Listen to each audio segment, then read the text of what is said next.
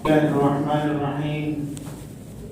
قال الله تعالى في كتابه المجيد: يا أيها الذين آمنوا ادخلوا في السلم كافة ولا تتبعوا خطوات الشيطان إنه لكم عدو مبين. صدق اللہ العظیم. حضرات، اسلام میں جس طرح نماز اور روزے کو عبادت قرار دیا گیا ہے، اسی طرح نکاح کو بھی عبادت قرار دیا گیا ہے. بلکہ ایک لحاظ سے نکاح جو ہے وہ نماز سے بھی بڑی عبادت ہے، اس لیے کہ جب تک آدمی نماز پڑھتا ہے اس کو نماز کا ثواب ملتا ہے. لیکن نکاح ایک ایسی عبادت ہے کہ جب تک نکاح باقی رہتا ہے اور تقریباً یہ پوری زندگی کا سلسلہ ہوتا ہے، عام طور پہ اس وقت تک اس کا ثواب ملتا رہتا ہے. نکاح کے بعد جو ذمہ داریاں عائد ہوتی ہیں، ان ذمہ داریوں کو پورا کرنا بھی عبادت ہے. مثال کے طور پر بیوی کے اخراجات کا انتظام کرنا، بچوں کی تربیت کا انتظام کرنا، بچوں کے کھانے پینے، پہننے اور تعلیم کا انتظام کرنا بھی عبادت ہے، جس طرح نماز پڑھنا عبادت ہے. عام طور پہ یہ تصور لوگوں کے ذہن سے نکل گیا ہے کہ نکاح ایک عبادت ہے. وہ نکاح کو ایک سماجی رسم سمجھتے ہیں، جبکہ اسلام نے نکاح کو عبادت قرار دیا ہے اور نکاح کا اصول بھی بنایا ہے، نکاح کا اصول اور طریقہ بھی بتایا ہے کہ نکاح کس طرح کیا جائے. حضور اکرم صلی اللہ علیہ وسلم نے فرمایا کہ ان اعظم النکاح برکۃ ایسرہ مؤونۃ، کہ سب سے بابرکت نکاح وہ ہے جس میں کم سے کم خرچ ہوتا ہے. حضور اکرم صلی اللہ علیہ وسلم نے 4 صاحبزادیوں کا نکاح کیا اور بہت سے صحابہ کے نکاح میں آپ شامل ہوئے، لیکن کسی نکاح میں اس طرح خرچ کرنے کا کوئی تصور نہیں ہے جس طرح آج ہمارے سماج میں رائج ہو گیا ہے. اور اس عظیم الشان عبادت کو ہم نے اتنا مشکل بنا دیا ہے، اتنا مشکل بنا دیا ہے کہ اب یہ عبادت لوگوں کے لیے ایک عذاب بن گئی. نکاح کا جب تصور آتا ہے تو سب سے پہلے بیٹی والا یہ سوچتا ہے کہ اس کے لیے پیسے کا انتظام کہاں سے ہوگا،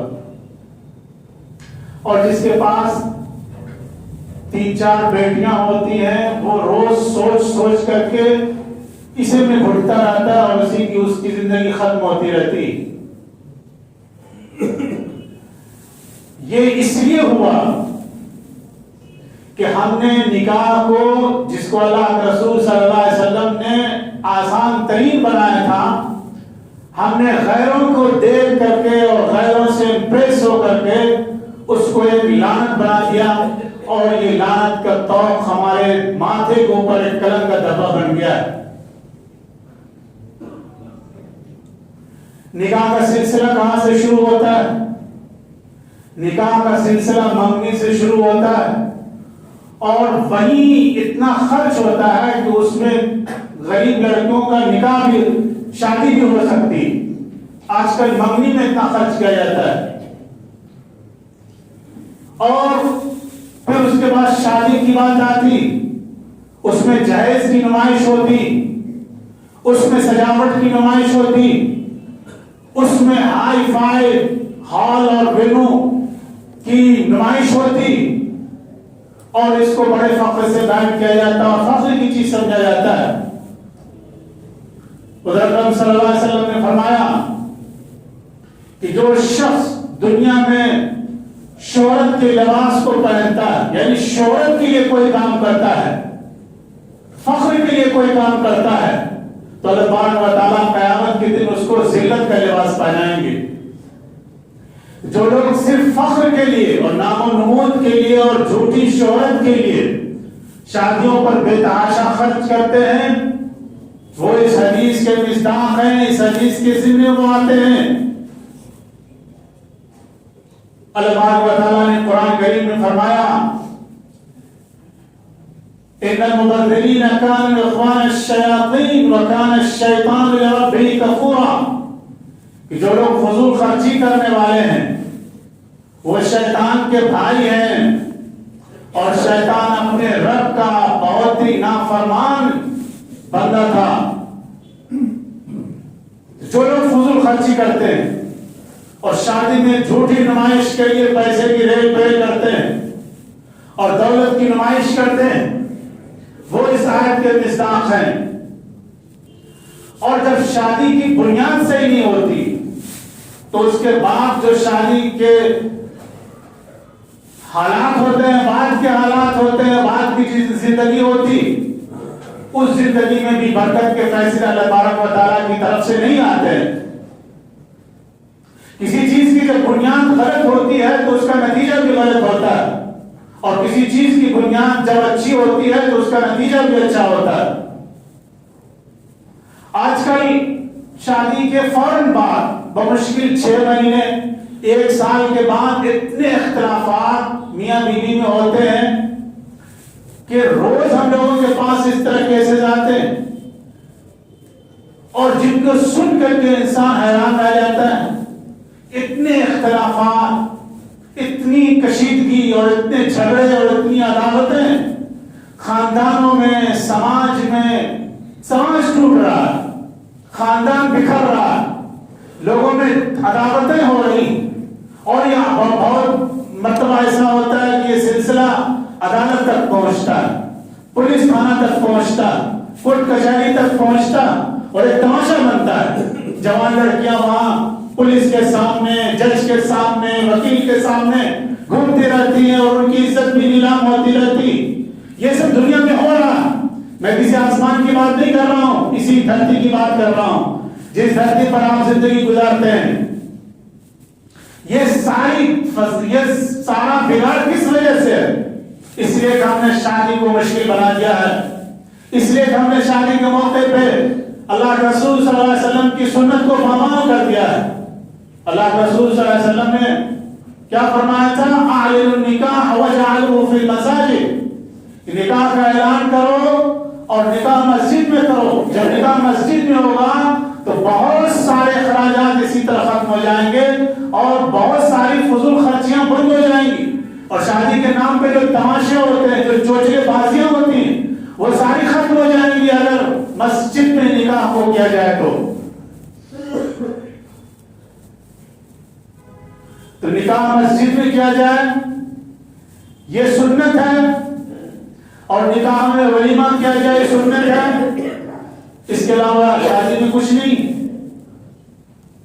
بارات لے جانا اور بارات کے نخرے آسمان سے باتیں کرتے ہیں، ایسے بدتمیز لوگ اس میں آتے ہیں، اور ایسی بدتمیزی کا مظاہرہ بارات کے نام پہ ہوتا ہے کہ ایسا لگتا ہے کہ انسانیت مر چکی، اخلاق ختم ہو چکا۔ یہ سب تماشے اس لیے ہوتے ہیں کہ شادی کو ہم نے رسموں سے جکڑ دیا، زنجیروں میں قید کر دیا، اور یہ سب اس وجہ سے ہوا کہ ہم نے یہ سمجھا کہ شادی ایک رسم ہے، جبکہ شادی ایک عبادت ہے، اور جس طرح نماز پڑھنا عبادت ہے اسی طرح شادی کرنا بھی عبادت ہے۔ اس کا سلسلہ اور بہت دور تک پھیل چکا ہے۔ جہیز کی وجہ سے جب غریب بیٹیوں کی شادیاں نہیں ہوتی ہیں وہ غلط راستہ بھی اختیار کر رہی، وہ دوسروں کے ساتھ جا رہی، ایسی خبریں بھی آ رہی کہ جہیز نہ ہونے کی وجہ سے مسلم لڑکیاں غیروں کے ساتھ جا رہی ہیں، ارتداد کے راستے پر جا رہی ہیں، جہنم کے راستے پر جا رہی ہیں، اور دین ایمان کو خرابات کر رہی ہیں۔ اس کے ذمہ دار کون ہے؟ اس کے ذمہ دار ہم اور آپ ہیں، جنہوں نے شادی کو مشکل بنا دیا ہے، جبکہ اللہ کے رسول صلی اللہ علیہ وسلم نے اس کو آسان ترین بنایا تھا۔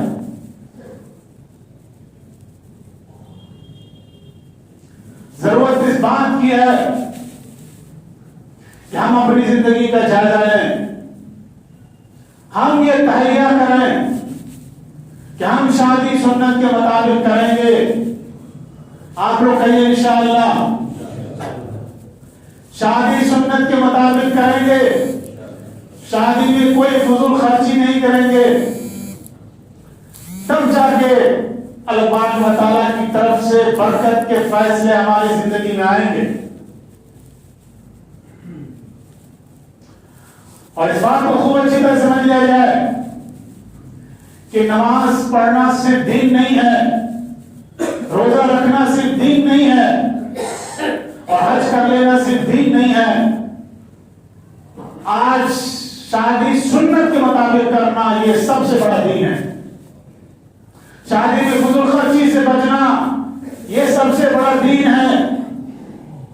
شادی کے نام پہ رسم و رواج کو ختم کرنا یہ آج کی سب سے بڑی دینداری ہے۔ اللہ تعالیٰ ہم سب کو دین کا صحیح سمجھ عطا فرمائے اور سنت کے مطابق نکاح کرنے کی توفیق عطا فرمائے۔ وآخر دعوانا الحمدللہ رب العالمین۔